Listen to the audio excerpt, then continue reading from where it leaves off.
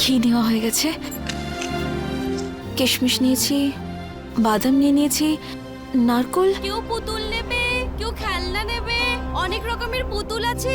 পুতুল নিয়ে নিন দাদা, পুতুল নিয়ে নিন না। তোকে তো আমি দাদা নিন না। এই যা।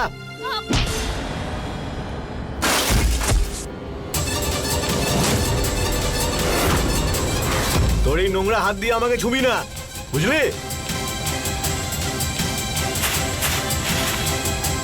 তুমি ঠিক আছো? তোকে আমি কি বললাম? হ্যাঁ,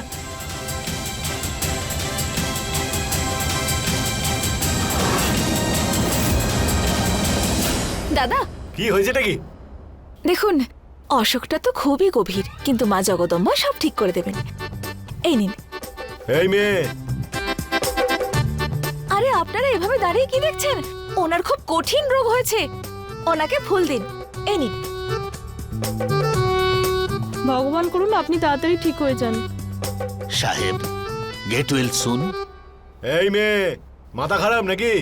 আমি চাই না তোর এই ফুলটুল, আর আমার কোনো অসুখও নেই। অসুখ তো হয়েছেই দাদা, আর অসুখটা একদমই সামান্য নয়, অনেক বড় অসুখ, কঠিন অসুখ, অহংকারের অসুখ। সেই জন্যই তো একটা ছোট বাচ্চার পরিশ্রম আপনি দেখতে পারলেন না, নিজের অহংকারের বশে ওকে আঘাত দিলেন আপনি। তাহলে এই অসুখটা খুব গভীর আর জঘন্য হলো তো। নিজেকে খুব চালাক মনে করিস নাকি? বেশি উড়িস না, ঝড়ে পড়ে যাবি।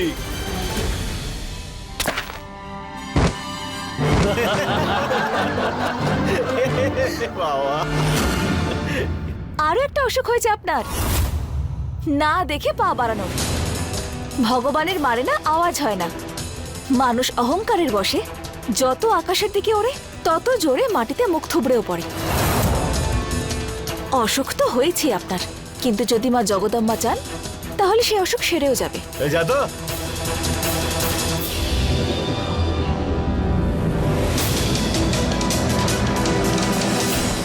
তুমি ঠিক আছো তো?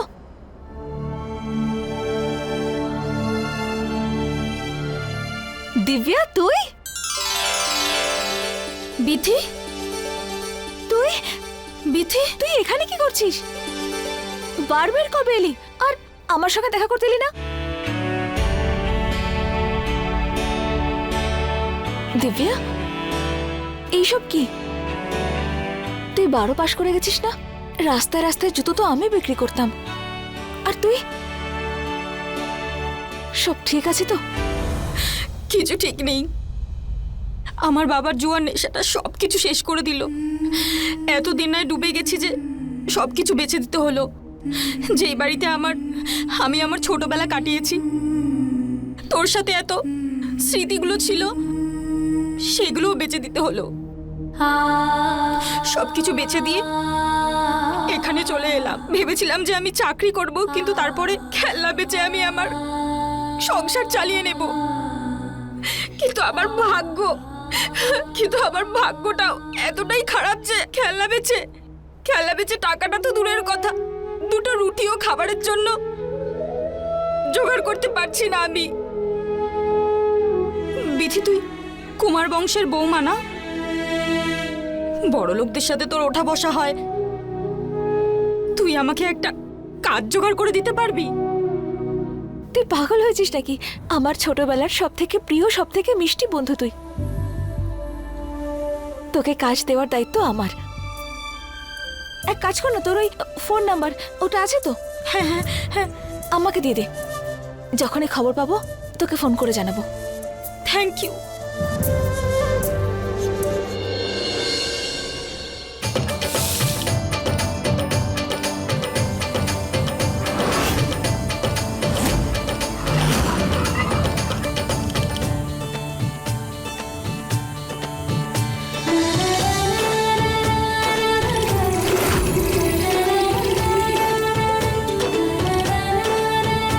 ব্যাস, এবার যতক্ষণ এই দুধটা অর্ধেক না হয়ে যাচ্ছে আমাকে এটা নাড়তে হবে।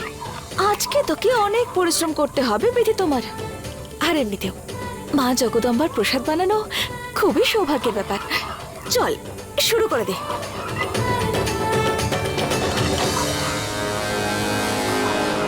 বিধি, তোমার এত তাড়া কিসের যে প্রসাদ বানানোর আসল উপকরণ ঘরেই ফেলে এসেছো? কি ডাক্তার ম্যাডাম, এই যে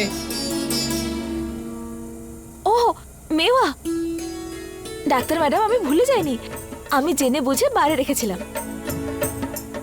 যদি এটা আমি দিতাম তাহলে দুধটা গাঢ় হয়ে যেত আর তারপর নাড়তে খুবই অসুবিধা হতো।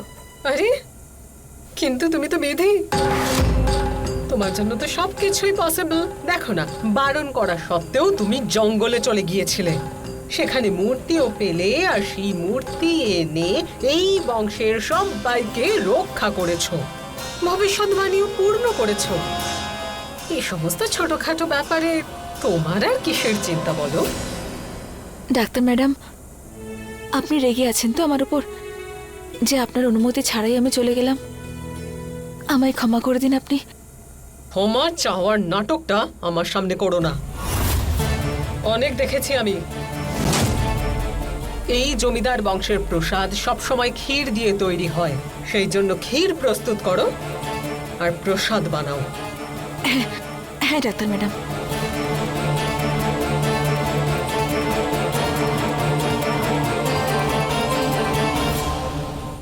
তোমার মতো অনেক মেয়েকে দেখেছি আমি, আমাকে হারাবে তুমি?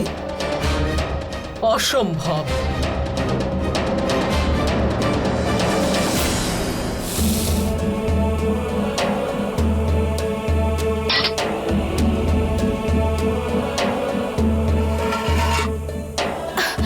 হে মা জগদম্বা, সাহায্য করো আমায়।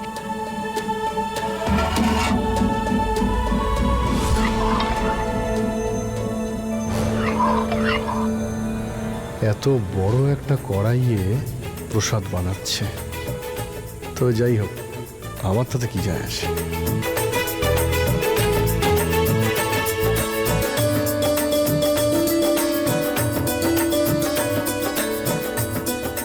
খুব শখ ছিল না গাড়ির মধ্যে লুকিয়ে গিয়ে আমার সঙ্গে মূর্তিটা নিয়ে আসার? ও বানাও, প্রসাদ বানাও।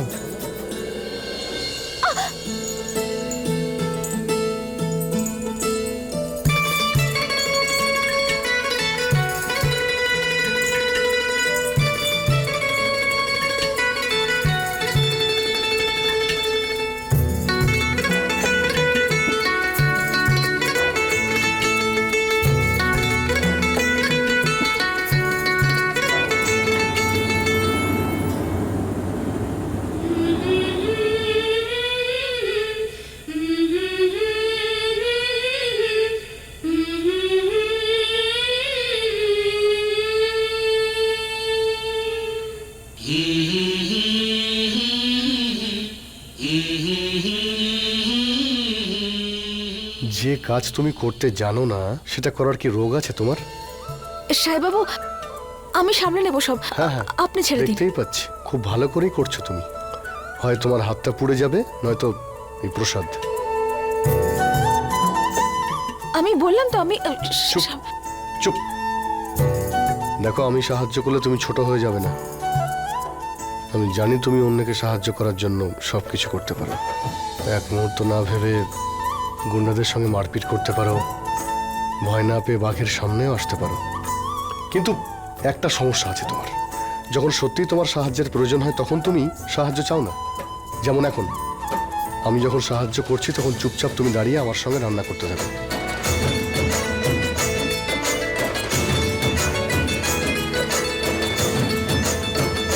কি হলো, কি দেখছো আমার? ওইদিকে তাকাও। আপনার চোখ দিয়ে আপনার মনে পৌঁছানোর চেষ্টা করছি। আপনি না একদম মোমের মতো নরম। না মানে আমি বলছি আপনি একদম নারকলের মতো। আচ্ছা, এবার তুমি আমাকে ভূমিকম্প ছেড়ে কি নারকেল বলে ডাকবে? না সাহেব বাবু, আমি তো শুধু এটুকু বলছিলাম যে দুধটা অর্ধেক হয়ে গেছে, এবার আমি সামলে নেব।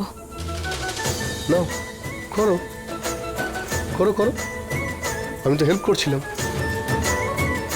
আচ্ছা সাহেব বাবু, বলো। একটা সাহায্য চাই আপনার। বলো। ওই একটা বন্ধু আছে আমার, আমার গ্রামেই থাকে, 12 পর্যন্ত পড়েছে। ও যদি একটা কাজ পেয়ে যায় তাহলে। হ্যাঁ, তবে আমার নতুন অফিসে কয়েকজন এমপ্লয়ির প্রয়োজন আছে। ওকে অফিসে পাঠিয়ে দাও, ইন্টারভিউ নিয়ে নেব। সত্যি? পাগল হয়ে গেছো নাকি? Thank you.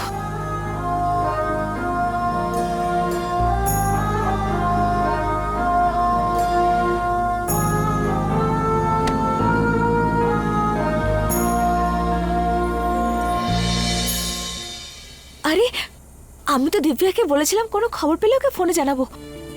ওকে একটা ফোন করে আসি আমি, খুব খুশি হয়ে যাবে ও।